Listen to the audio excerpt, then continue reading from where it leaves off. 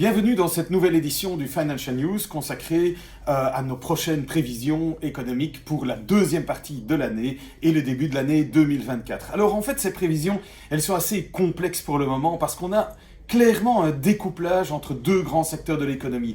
L'industrie d'un côté, qui ne va pas super bien, qui est peut-être même déjà en récession, que ce soit aux États-Unis, en zone euro, et qui a aussi du mal en Chine. Et puis de l'autre côté, le secteur des services qui se porte beaucoup mieux. Alors normalement, ces deux secteurs, ils avancent de pair, mais pour le moment, c'est pas vraiment le cas, et c'est finalement encore une conséquence du Covid, parce que pendant la période Covid, pendant les confinements, la plupart des ménages ont consommé des biens, parce que c'était la seule chose qu'on pouvait consommer. C'était plutôt bon pour l'industrie qui a vidé ses stocks, qui a essayé de fonctionner tant que c'était possible, mais nous ne consommions pas beaucoup de services. Et puis maintenant, on a un peu la situation inverse. Nous consommons moins de biens. Les entreprises de l'industrie ont des stocks qui sont remplis, elles doivent essayer de s'en débarrasser, donc forcément elles vont produire moins. Et d'un autre côté, nous voulons davantage consommer de services, de loisirs, de culture, de vacances, d'horeca, et ce secteur, du coup, se porte bien. Et donc on a une confrontation, on a des forces opposées entre ces deux secteurs. Alors ça donne quoi pour la deuxième partie d'année ?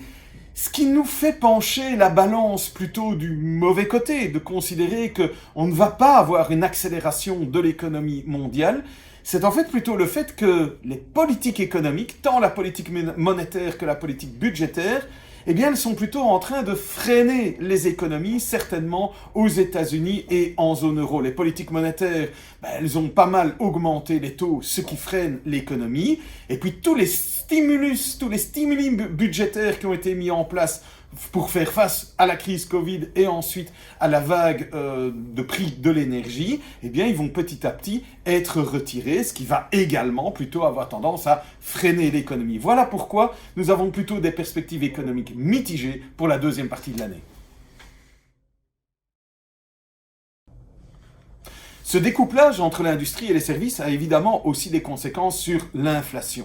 Nonobstant la diminution des prix de l'énergie, qui est un autre problème et qui pousse effectivement l'inflation à la baisse. Dans les produits industriels, comme la demande est plutôt faible, les stocks sont remplis, on a une pression à la baisse sur les prix, en plus de la diminution des prix des matières premières, en ce compris les matières premières agricoles qui poussent les prix de l'alimentation plutôt vers le bas. Mais à l'opposé, comme la demande pour les services reste forte, certains secteurs dans les services peuvent continuer à augmenter leurs prix, ce qui continue à créer certaines tensions inflationnistes. Qu'est-ce que les banques centrales en déduisent ?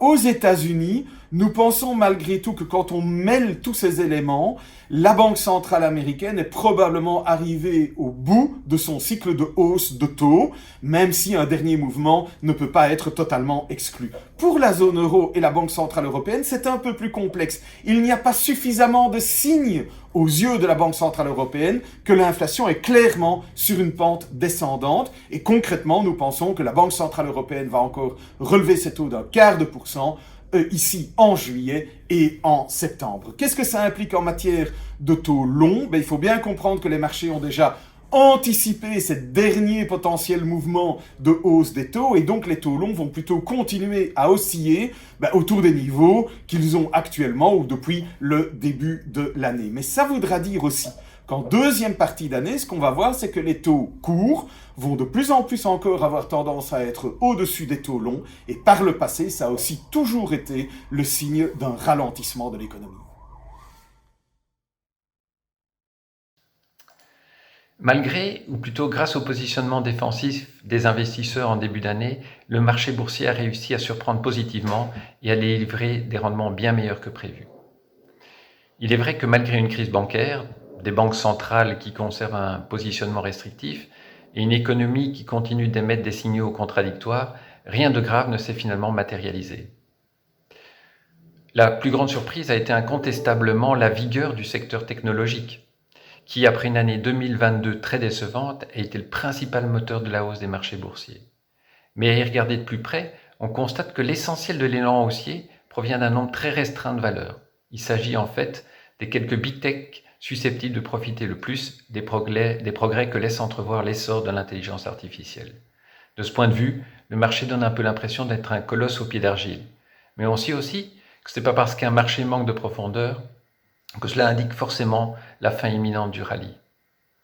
C'est ce qui explique pourquoi nous maintenons une allocation d'actifs équipondérée entre les obligations et les actions.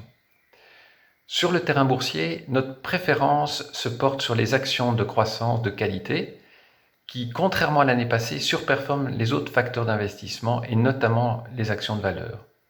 On vise ici essentiellement les secteurs de la technologie et des services de communication, avec logiquement une prépondérance américaine au niveau régional. Les rendements obligataires ont beaucoup augmenté l'année dernière et ils pourraient encore un peu se tendre, car la tâche des banques centrales est compliquée par une évolution des prix qui, bien qu'en baisse, restent tout de même plus élevés que leurs objectifs inflationnistes. Dans ce contexte, nous conservons notre préférence pour les obligations de qualité. L'immobilier coté n'a pas jusqu'à présent réussi à profiter du rallye des actions, mais compte tenu de la forte dépréciation des derniers mois, sa valorisation redevient plus attractive et pourrait se traduire au second semestre par une meilleure performance. Enfin, pour ce qui a trait aux matières premières, qui restent globalement confrontées à une demande moins élevée que l'offre et une reprise économique faiblarde en Chine, nous continuons de préférer les métaux précieux aux métaux industriels. Nous vous remercions pour votre attention et vous fixons d'ores et déjà rendez-vous pour nos prochaines perspectives sur les marchés financiers. Merci.